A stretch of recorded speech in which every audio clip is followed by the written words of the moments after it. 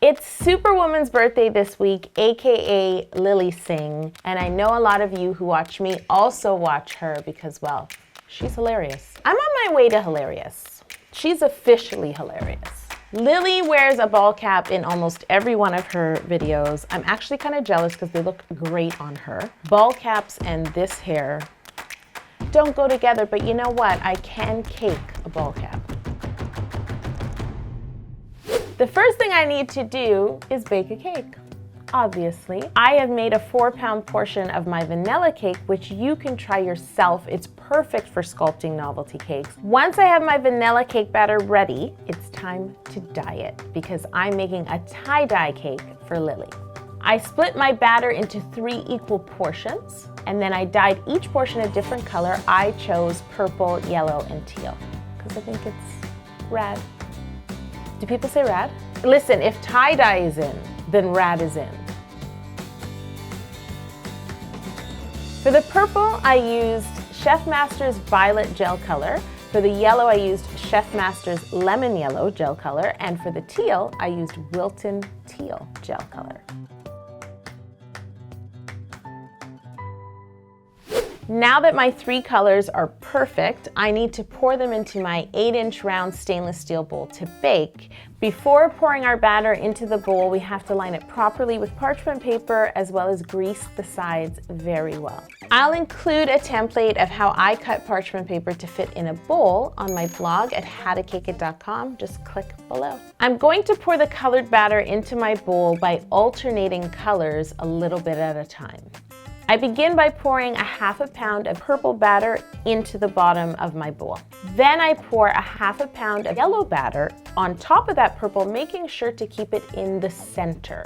And as you do that, you can just push down with your rubber spatula, and what you'll see is that the purple batter sort of comes up around the yellow, and then you take your teal batter and pour that in the center of your yellow batter. Let me do it for you. Purple, then yellow, then teal. Now we have to do this all over again.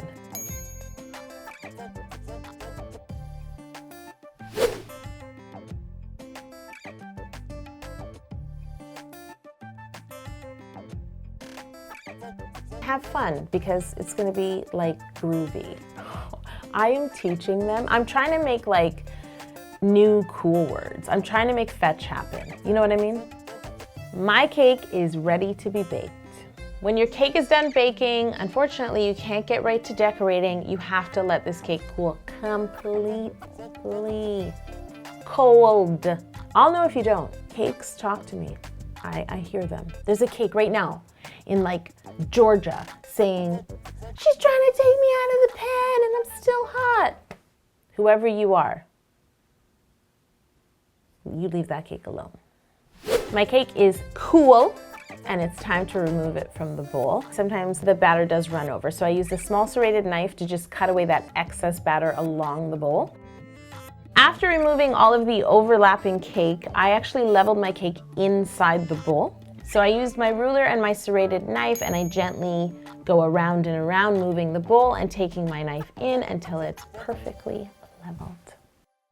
Once you've used your palette knife to loosen the cake around the sides of the bowl, just tip it over gently and just shake it out. Not even shake, just sort of, you know, shimmy. Would this be a shimmy?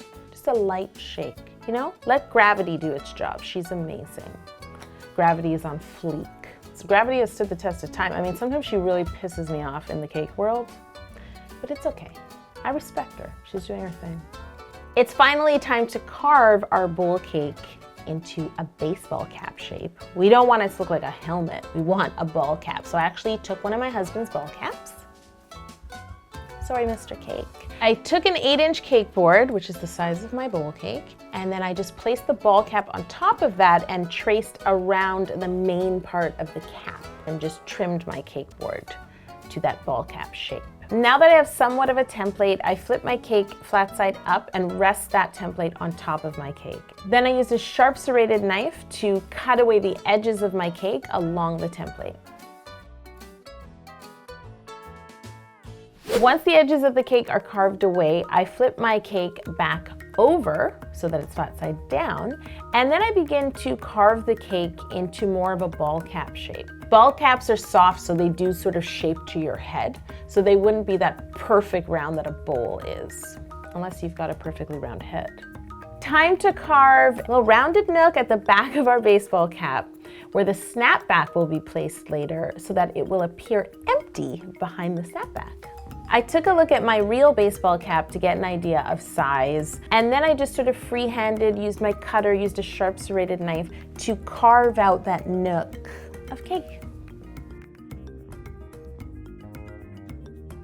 Once I'm happy with my nook, I take the template I used before and cut that same shape out of it. This template is actually going to become our cake board, and we don't want to see any cake board sticking out at the back of our baseball hat. We want to add a little surprise for Lily in this ball cap cake. I used a round circle cutter that was about 3 inches right in the center of my cake and cut down as far as I could. And then I used a sharp paring knife to cut out that circle. And when I pulled it out, I ended up with a beautiful tie-dye cake cone, which I took a bite of. Snack time! Now we have the perfect space that is just waiting to be filled with candy. But first, we need to protect the candy from cake crumbs. In order to protect my candy surprise from cake crumbs, we need to line our little cake hole with some white chocolate. So I've melted about 1/4 cup of white candy melts, and then I simply brush it all along the inside of our little hole with a paintbrush. Once that white chocolate is set, you can pour in your candy. I use stars because Lilly Singh is a huge YouTube star. Hello. If you're not part of the 6.5 million people who are subscribed to Lily's channel, then you can click the link below and subscribe if you're in the mood for laughing, which I know you are because you're here. Fill your cake with candy until that candy is just level with the top, well, really the bottom of your cake. You don't want to put too much candy that you can't put the board on and it doesn't fit. You'll know. I know candy's exciting. Just eat the extras. It's a win-win situation. Once all of your candy is inside your cake, we need to ice the remaining cake around the candy with buttercream. Then I'm going to use the template that I used to carve this baseball cap and stick it right on top of my cake so it can become our cake board. It's time to use my buttercream to give this cake a crumb coat. Once my crumb coat is complete, I put my cake in the fridge to chill for about 20 minutes. Then I ice my cake again with Italian meringue buttercream, get it as smooth as I can, and put it in the fridge to chill for about 30 minutes. My ball cap cake is finally ready for fondant. To get the ridges out of your domed cake, you need 2 very expert tools, your hands, and some water. Just wet your hands and then use your fingertips to lightly rub out any ridges that you see in your cake. I'm rolling on my black fondant. I used about 1.5 pounds for the entire ball cap, and I like to roll it out to about 1/8 of an inch. Somebody asked me if I'm Canadian, why do I use inches? And they sounded angry. If it's on a ruler, I'm using it. Make sure to roll your fondant in a big enough circle that it will cover your entire baseball cap cake. Then I carefully pick up my French rolling pin with my fondant draped over either side and unroll it onto my cake.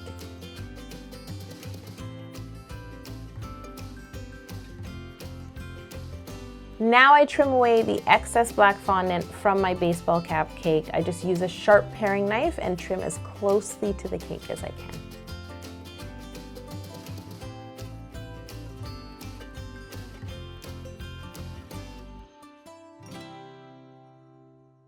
Time to turn this black dome into a hat. The hat that I have, and I did a lot of hat research, they usually have 6 panels. So what I need to do is measure my cake, the circumference of my cake, and then place marks at the bottom just lightly with a paring knife and divide this cake in 6. I need to find the center of the top of my cake, and so to do that, I just lay a measuring tape over the dome and find the center, and make sure to do that in both directions because your cake is actually more of an oval than a circle.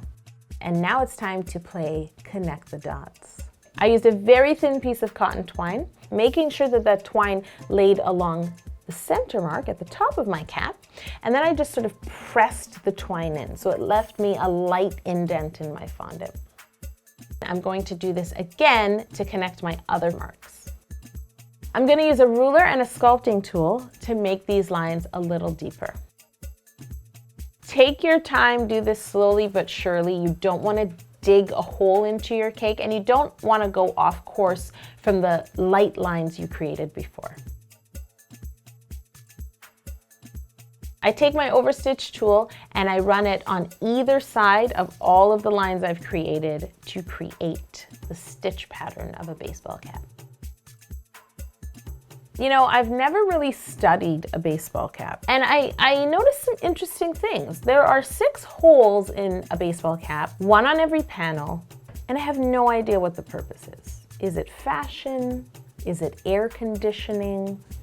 I, of course, made a template so that I could get the 6 holes in exactly the right space. You don't need to do that. You can just make sure they're all as high as each other. So measure and make sure that they're all in the center of each panel. And what I do is just use a little sculpting tool. You can use the end of a paintbrush just to sort of press in lightly in the middle of each panel. Now it's time to roll out some fondant details for this hat. I need to further accentuate my air conditioning holes because if you look at a baseball cap, they're actually stitched all around. And I also need to make the ever important topper because it's clearly essential to baseball caps. And I need to make the snapback.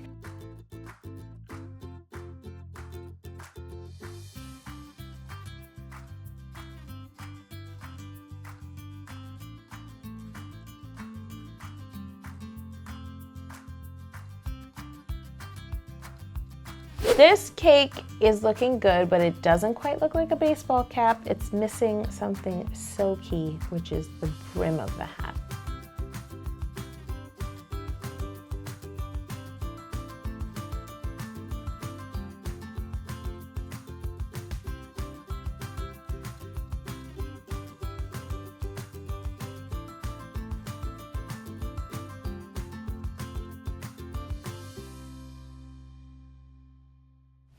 We're almost there, guys. We're down to the last detail. I have to add super to this cake. I found a picture of her hat online on her website, unicornisland.ca.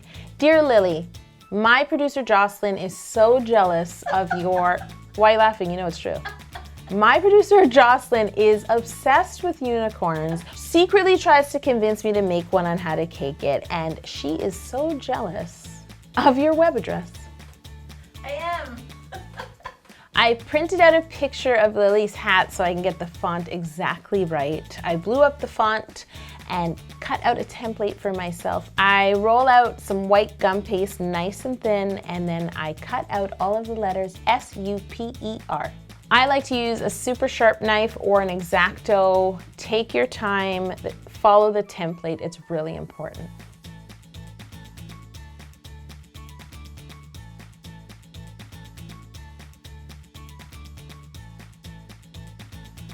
Time to place these letters on our hat and complete it. Just flip your letters over carefully, brush them with a tiny bit of water. Use the stencil left behind from your template to help guide the letters. I like to work from the middle out.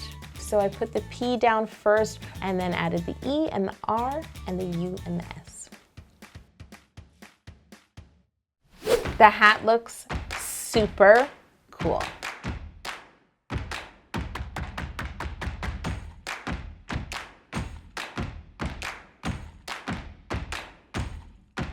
Happy birthday to you, Lilly Singh. I find your success on YouTube so inspiring and so amazing. I wish you could eat this cake with me, but I'll eat it and I'll let you know how good it is. Okay?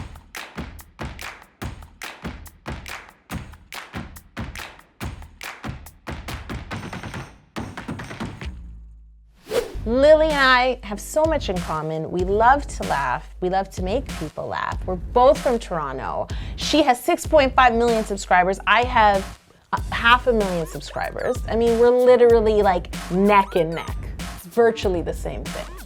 Subscribe to my channel. please.